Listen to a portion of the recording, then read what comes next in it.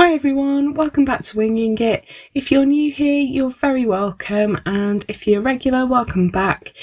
We're in week 20, and don't worry if you haven't seen any of the other videos in this series. I will link a playlist at the top of the screen so that you can go back and check out anything you might have missed. I'm not going to lie, today's block was a complete adventure for me, and I laughed all the way through it because I had no idea at any point how it was going to work out. But I think if you stick with it, you're going to really like the finished result. There was a lot of trial and error involved in this with me, and I think I've found a way that's pretty foolproof that's going to work for you. So I'm working on my blue floral this week, and I've cut myself a 20 by 20 centimetre piece here. I've also got a heat erase pen and my embroidery scissors, and I've pulled out the main threads from our colour scheme, and I'm not sure which ones I'll use yet, but I am definitely going to use my dark green, which is Anchor 683. I will put the numbers of all of these in the details below, so don't worry if you're not sure what colours I'm using, you can check that out down there. Now, I have been saying all the way along to keep hold of all of your scraps as you create your blocks, and so I've got my scraps box here. It's nicely full. It doesn't only have garden quilt scraps in it, but there's plenty there for me to have a look through. And I've done a little bit of preparation on my block already, so I've drawn in my 1 centimetre seam allowance, and this is going to be joined to the left of a block we've already made, so my seam allowance has got to go on the right. And I've also used my little flexi hoop here. I really like these for mounting projects. Look like wood, but they're actually plastic. And I've used it to draw around the inside of the hoop in the bottom left-hand corner of my square. Now, I'm only using this because my circle template didn't go up big enough, but you could draw around anything circular to make the size of circle that you think is going to work for your quilt. Now, I placed mine about 3.5 centimetres in from the left and up from the bottom. In hindsight, once I joined it, I thought I probably could have done with putting it in a different place, maybe at the top of the block, but I was happy enough with it. And I've transferred those marks through to the back. Now, you can work purely from the back, in which case you need to put your seam allowance on the left, and I've just held it up to the light to make some marks and then transfer that circle onto the back. Now, we're ultimately going to cut away this circle, but we'll come to that in a moment because I want to do some preparation work first. So I've got all my scraps here, and what I'm looking for are thin strips, so please bear with me. I know this looks like I've totally lost my mind, but honestly, trust me, because I think this block is pretty spectacular. What I want to do is take my strips and create a folded edge. So I'm just going to fold it in half and press along it with my iron to create a sharp fold. And I just want to find as many little pieces as I can. What I want is an edge that isn't raw, because we don't want our quilt to unravel gradually as we use it. So I'm looking for any little strips. This one's very thin, but it doesn't matter, it will work just as well. Now, if you don't want to go through this process, you can of course just cut yourself some strips of fabric. That's perfectly fine. If you're going to do that, you want it to be about 2.5 centimetres thick, so you've got just over a centimetre width when you fold them. And what you're looking for amongst your scraps is any little section where you can make a folded strip. So this one's a bit lumpy and bumpy, but there was a little block there in the corner, so I've just cut that off. I can press that down and then take off any overlapping points if I really want to, but they're not going to be visible, so don't worry. So I just rooted through and made as many strips as I could. Some of them are very small, found a little bit of ribbon there. As I was digging through, I found this selvage that was a bit fluffy, and I thought I was definitely going to use that. I found really inspiring. Now, some of these bits have got Bonder web still attached, and I can use them, the Bonder web's not a problem, but I just want to take off the paper first. So I'm just peeling off the paper and then folding the Bonder web in on itself. And you can see there I've made a nice big pile of folded strips. So now I want to remove this circle, and I want to use the circle again in a later block. So I'm folding over the outline of the circle and just creating a tiny snip on that line so that I can get my scissors in, and I can then gradually cut around the outside edge. Now you can of course fold it and snip it in the middle, but I want to keep this circle intact, so I'm just being really careful not to cut through it. Now, as I was working out the process for this block, I realised that I needed an added tool, and so this is what it is. It's called Vilene. It's an iron-on interfacing, and this is the 220 weight, so it's actually very fine. It's a little bit like Bonder web. It's got a glue on one side and the other side is just a soft mesh, and this comes in really handy if you're dressmaking. It's really good for stabilising fabric, it's good for backing embroidery on things that are going to be used, and what we're going to do ultimately is fuse it to our fabric. But I've just cut a piece there that is big enough to cover the hole and allow some space around the edge, so I'm just going to keep that handy. So now I'm going to work on this circle. Now this circle won't be attached to anything, I'm just going to use it as a guide, and I've laid it down on my table, and I'm going to take little strips of fabric and I'm going to lay them face down, so right side down, onto my blue circle that I've cut out. Now this circle is not going to be lost, but it's not going to be attached to anything. What I'm going to do is just lay my strips of fabric around the outside at angles here, and I want to keep it fairly random. Now I've chosen to start with that fluffy selvage, and that means that I'm going to have a fluffy border around the edge of my shape ultimately.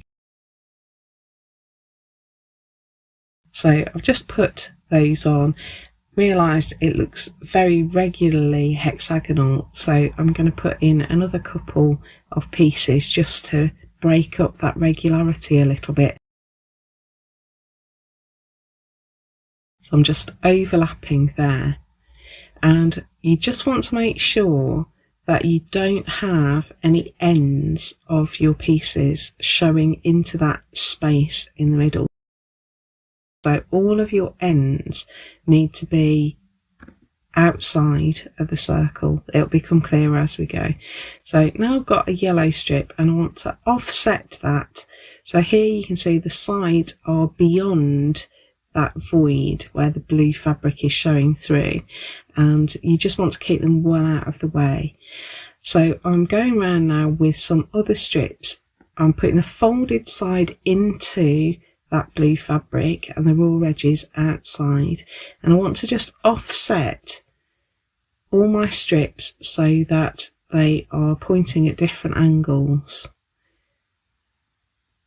And where I've got a corner on that green fluffy fabric, I'm using that as a place to lay another strip so that I've got some of my colours protruding into the space. As it turned out, most of my strips were yellow, but I have thrown in some occasional other colours, and I do quite like the way this looks. So I'm just going round and round and round, building up layers until I'm closer to the centre.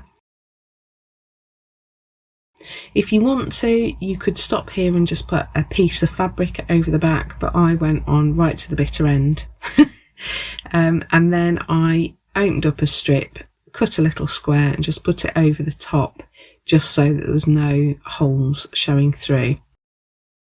Now this looks like a big pile of nothing at the moment, but bear with it because some magic is going to happen.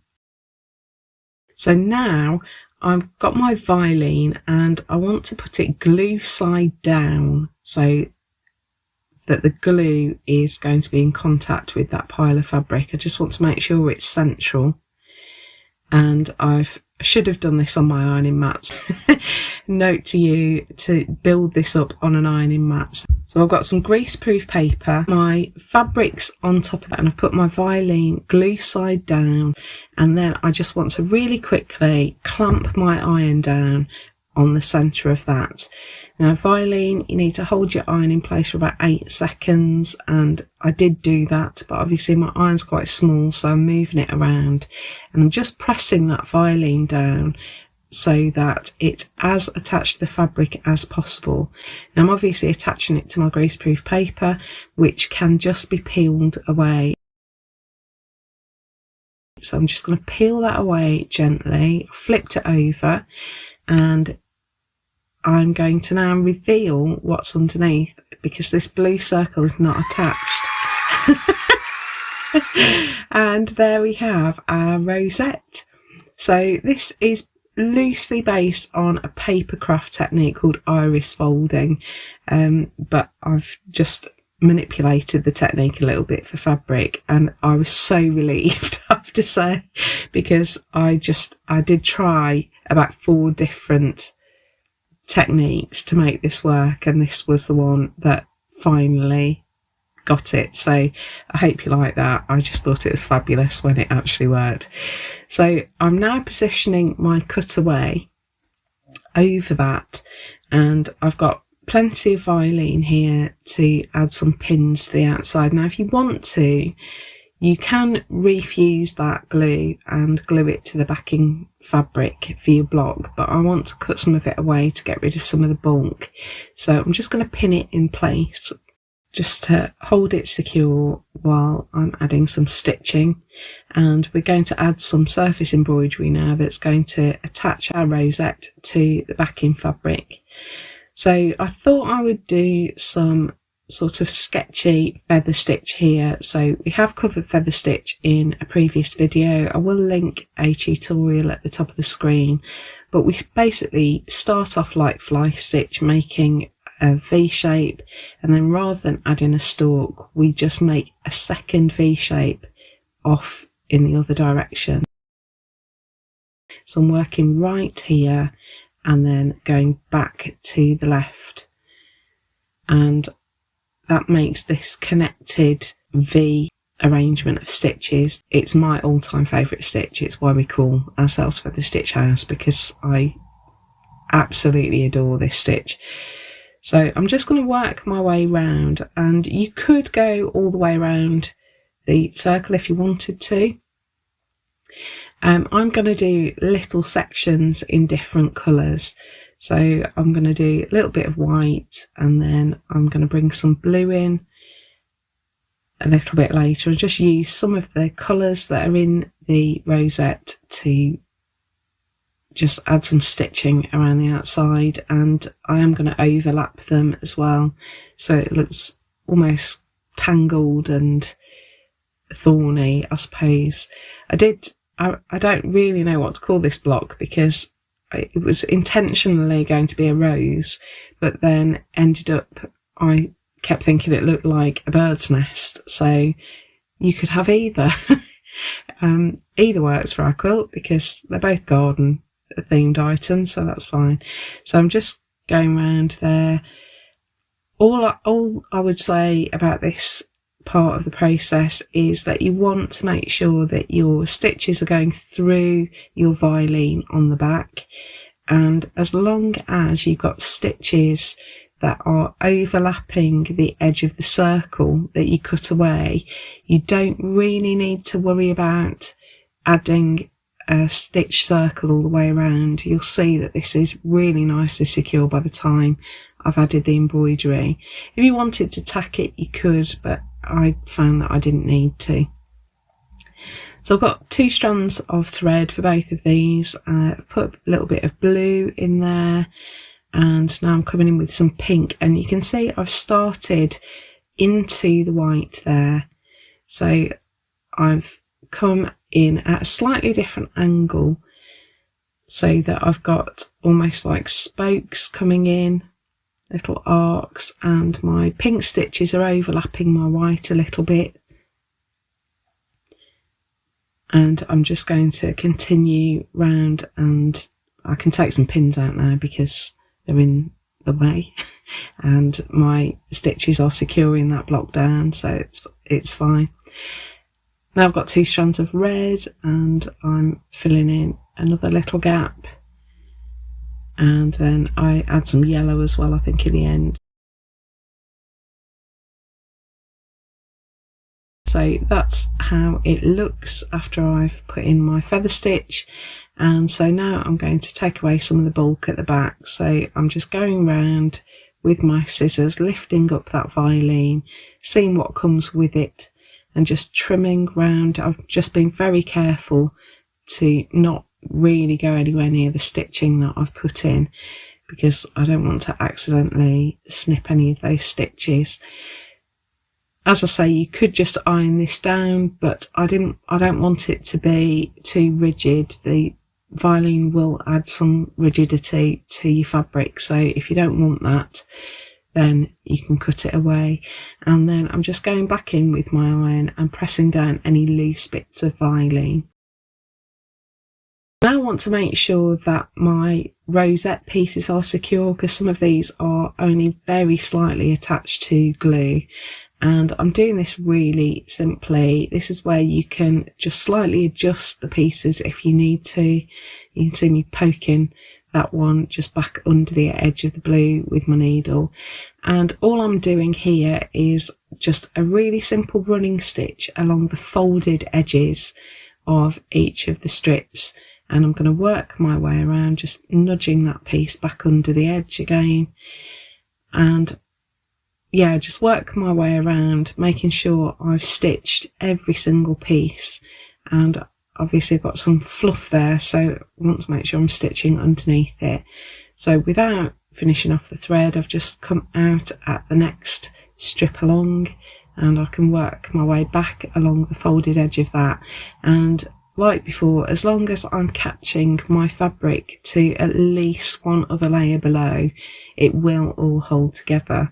So I'm just making sure that when I'm stitching through, I'm feeling through on the back for my needle, coming through the layers, so that I know that I'm not just stitching each strip to itself. I just want to make sure that there's some joins between the strips. Now this does get a bit trickier as you get into the centre, because there are many more layers of fabric there, but this is a fairly straightforward process.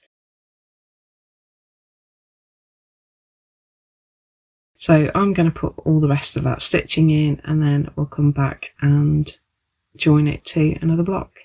So here's my rosette with all the stitching in. I love the fact that it's starting to take on a quilted quality. The whole quilt is going to be a little bit more like this. So this is our first glimpse at what it's going to start looking like when we quilt it.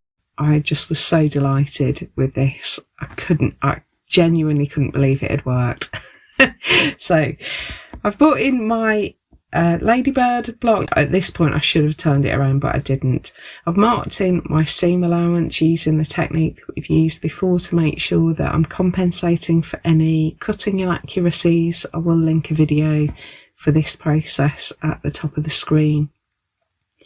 And I'm just going to pin them together, making sure my seam allowance lines are lined up with each other fairly accurately. Then I've got a length of just machine cotton, and I'm going to backstitch along that line to attach these 2 panels together. So you can do this in a machine if you want to. It would be much quicker. The machine will come out at some point, but I'm just trying to hand stitch as much as I can. If you are going to hand stitch, make sure your stitches are fairly small and regular, so that you don't end up with any holes in the seams of your quilt that are going to unravel over time. So I'm just stitching my way along there.